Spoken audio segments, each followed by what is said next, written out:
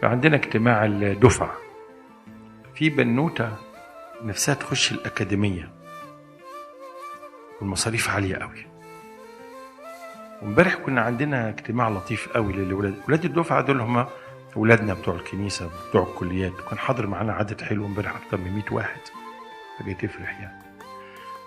ففي الآخر صلينا وحطينا 3 باسكت كده، قلنا الباسكت الأولاني ده الطلبات، الباسكت الأولاني بنشكر ربنا على الحاجات عملها معانا، الباسكت الثاني طلبات عايزينها، والباسكت الثالث فيه آيات كل واحد يسحب آية ربنا يتكلموا فيها.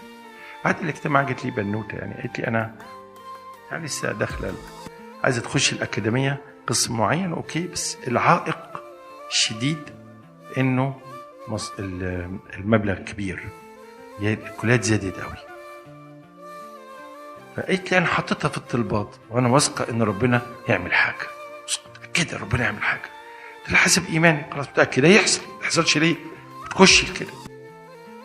النهارده نزل قرار من الأكاديمية، اللي عاوز يقسط المصاريف أول مرة على مستوى الأكاديمية العربية في سنينها كله، اللي عاوز يقسط المصاريف، بس هنحط عليهم زيادة مصاريف إدارية 3%، حاجة عبيطة. أنا ما أعرفش القرار ده يعني، ويقسط براحته عشان يعني الظروف كده. فالبنت عملت سكرين شوت وبعتت لي، مش عايز اقول لكم عامله لي فرح بقى في المسج، شاف ده امبارح، والقرار طلع الصبح. ايه ده؟ يوجد لنا اله قوي يحب اولاده، امتكل عليه. قلت له انا حطيت طلبه كده، قلت له يعني كده حطيتها في الولد، يعني انا عايزه اخش بس المصاريف كتيره، شوف تعمل ايه. حاضر يا بنتي اغير لك النظام.